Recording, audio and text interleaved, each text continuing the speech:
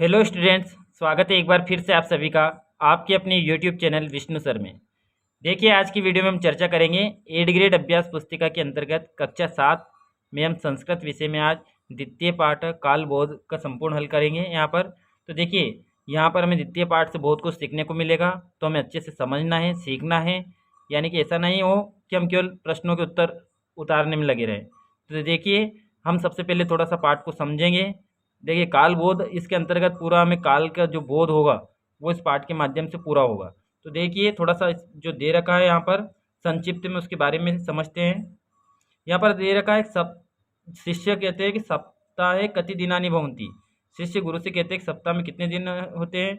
तो गुरु कहते हैं सप्ताहे सप्त दिनानि भवन्ति, सप्ताह में 7 दिन होते हैं। तेसाम नामानि तु, उनके नाम है रविवार वासरा, सोमवार वासरा, मंगलवार वासरा, बुधवार वासरा, गुरुवार वासरा, शुक्रवार वासरा, शनिवार वासरा, चेती।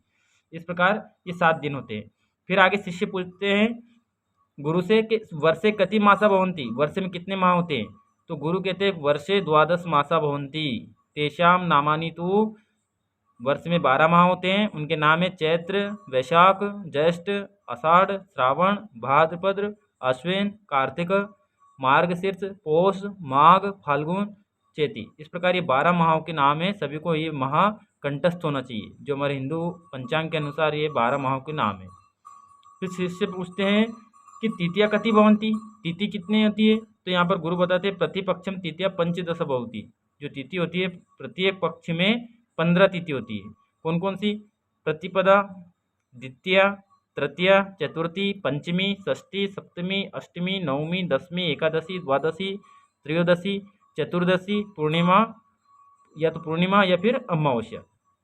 आगे देखिए, फिर आगे गुरु कहते हैं कि माह से दो दो पक्षों भवता, माह में 2 पक्ष होते हैं, 15-15 दिन के होते हैं, शुक्ल पक्ष और कृष्ण पक्ष।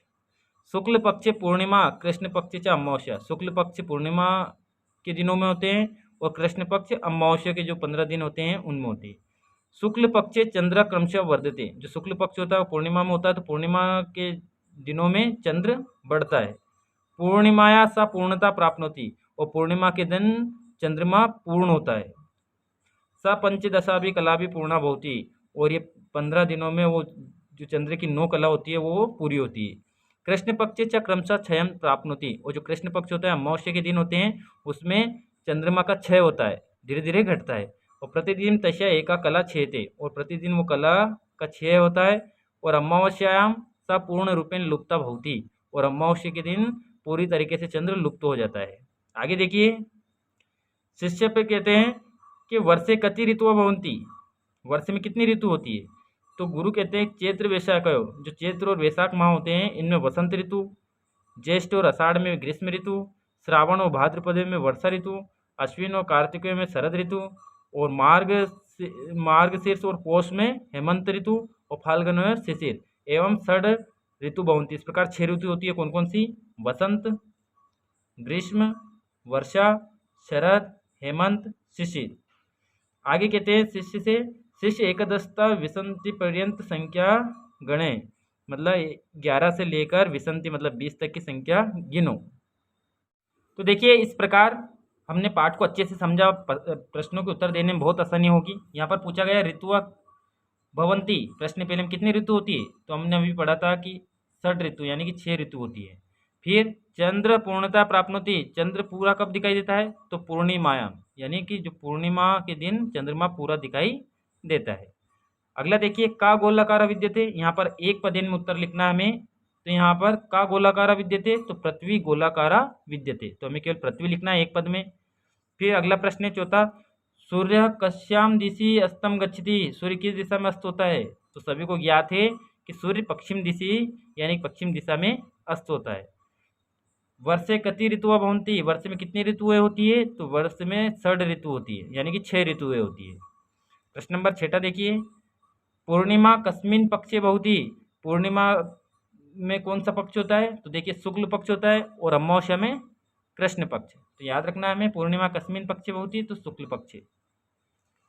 अगला देखिए, यहाँ पर निर्देश दिया हुआ है कि एक वाक्यन उत्तरम लिखत, यानी कि हमें एक वाक्य में उत्तर लिखना है। श्रावण भाद्रपदयों का ऋतु भवति, तो श्रावण और भाद्रपदयों में वर्षा ऋतु भवति। कौन सी ऋतु होती है हमारी? वर्षा ऋतु। प्रश्न 8वां देखिए, दिनस्य रात्रेचा ज्ञानम कथम भवति।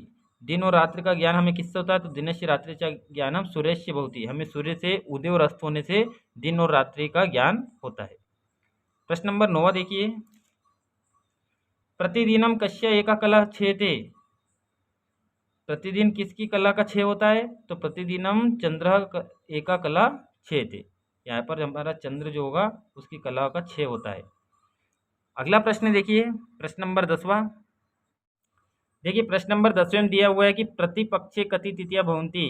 प्रत्येक पक्ष में कितनी तिथि होती है? तो अभी हमने पढ़ा था प्रतिपदा से लेकर अमावस्या पूर्णिमा तक पंचदश यानी कि 15 तिथियां होती है। तो यहाँ पर लिखेंगे प्रतिपक्षे पंचदश तिथियां भवंती। प्रश्न नंबर 11वें यहाँ पर दीर्घ उत्तरी प्रश्न है, द्वादश मासा नाम नामानी लिखा। जो हमारे 12 माह हैं उनके नाम लिखना है। तो चैत्र, वैशाख, ज्येष्ठ, आषाढ़, श्रावण, भाद्रपद, आश्विन, कार्तिक, मार्गशीर्ष, पौष, माघ और फाल्गुन। इस प्रकार हमें 12 माहों के नाम लिखने हैं। प्रश्न नंबर 12वां देखिए, प्रश्न नंबर 12वें में दिया हुआ है कि एक दशता विसंति पर्यंत संस्कृत संख्या लिखत। यहाँ पर हमें 11 से लेकर 20 तक, विसंति यानी कि 20 तक की संस्कृत की संख्या लिखना है संस्कृत में। तो एकदश, द्वादश, त्रयोदश, चतुर्दश, पंचदश, षोडश, सप्तदश, अष्टादश, नवदश, विसंति। इस प्रकार हमें यहाँ तक 11 से लेकर 20 तक की संख्या को लिखना है।